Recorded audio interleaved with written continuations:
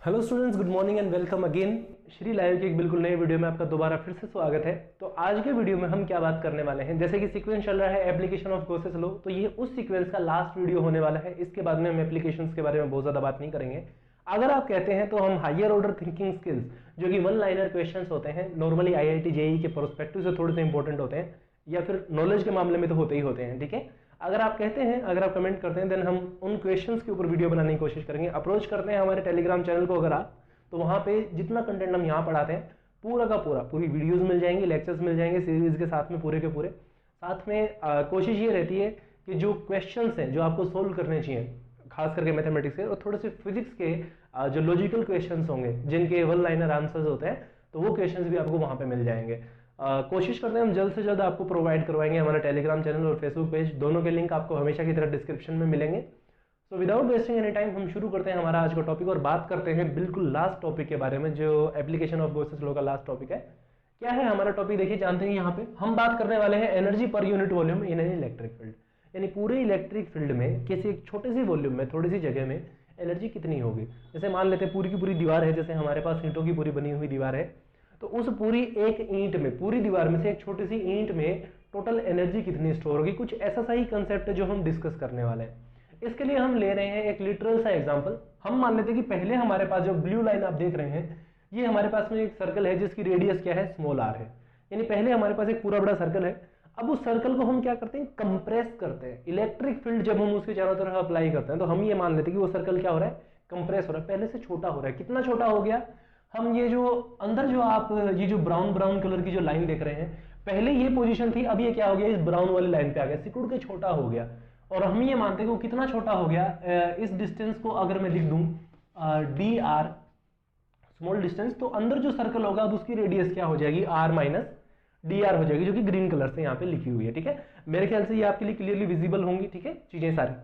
तो ये हमारे पास कंसेप्ट है, और इसी सर्कल के लिए, इस पूरी की पूरी शेल के लिए हम क्या निकालने वाले हैं, टोटल इलेक्ट्रिक फील्ड निकालने वाला है। ठीक है, एनर्जी निकालने वाले हैं।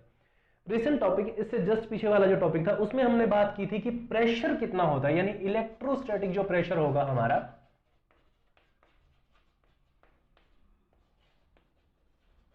इलेक्ट्रोस्टैटिक प्रेशर, जिसको P से हम सिंबलाइज करते हैं, तो हमने ये वैल्यू क्या लिखी थी कि ये कितना होगा, ये हमारे पास होगा sigma square upon 2 epsilon not. ये वैल्यू हमने रिसेंट वीडियो में बात की है। ठीक है, एक बार पहले उस वीडियो को देख लेंगे तो ये और भी ज्यादा आसान हो जाएगा। वैसे इसके साथ में ही है। ठीक है, अगर आपको चीजें पता है देन नो प्रॉब्लम। तो प्रेशर की हमने इतनी बात की थी कि हमारे पास प्रेशर कितना होगा, इतना होगा यहाँ पे। ठीक है, तो इस प्रेशर के लिए एरिया कितना हो जाएगा, सॉरी फोर्स कितना होगा हमारा, फोर्स बराबर होता है प्रेशर इंटू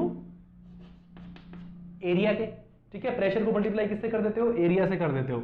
और ये पूरा का पूरा इस बार क्या है, एक स्फीयर है। हमने कहा था कि पूरा पूरा अभी जो विजिबल है आपके लिए वो क्या है, एक सर्कल दिखाई दे रहा है आपको पूरा का पूरा। ठीक है, ये सर्कल छोटा हो रहा है। ठीक है, यानी पूरा का पूरा स्फीयर क्या हो रहा है, छोटा हो रहा है। दिखा आपको सर्कल रहा है, लेकिन एक्चुअल में क्या पूरा पूरा स्फीयर है जो कंप्रेस हो चुका है, छोटा हो चुका है। तो उसका जो सरफेस एरिया होगा वो कितना होता है, sigma square upon 2 epsilon not. ये मैं एज इट इज लिख रहा हूं। एरिया कितना हो जाता है यहाँ पे, in case 4 pi are square होता है। ठीक है, this is the simplest mathematical expression, ये आपको पता होगा आई होप। ठीक है, तो ये हमारे पास में एरिया हो गया यहाँ पे। अब ऑल्सो जो वर्क डन होगा dw, यानी इस छोटे से काम के लिए जो dr डिस्प्लेसमेंट हुई है, इस डिस्प्लेसमेंट के लिए वर्क डन हम क्या मान लेते हैं कि dw वर्क हो रहा है।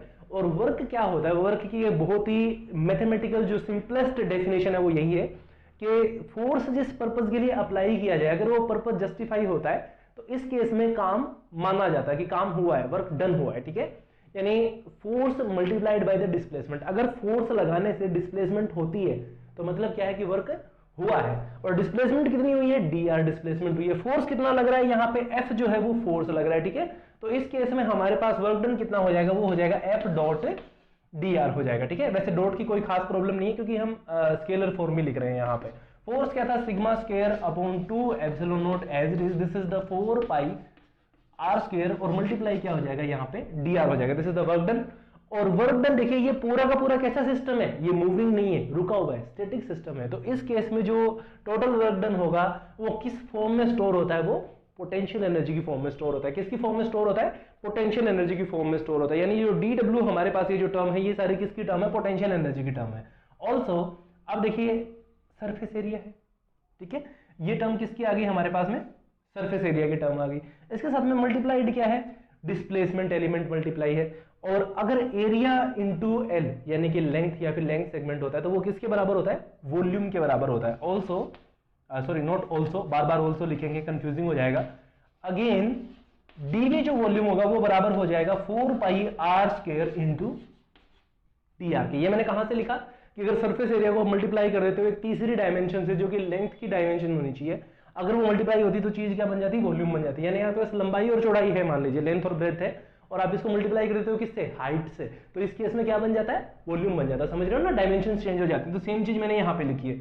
तो जो ऊपर वाला एक्सप्रेशन है डी डब्ल्यू का जो एक्सप्रेशन है हमारा, वो क्या हो जाएगा यहाँ से, sigma square upon 2 epsilon naught and this is the D V. ठीक है, ये एक्सप्रेशन आ जाएगा। यही एक रीजन है कि मैंने 4 से यहाँ पे 2 को कैंसिल नहीं किया। ठीक है, आप कई लोग सोच रहे होंगे कि यहाँ पे ये काटा क्यों नहीं है, ये इसीलिए नहीं काटा। ठीक है, ये हमें बचा के रखना है यहाँ पे। तो ये एक्सप्रेशन आ जाएगा D W is equal to this.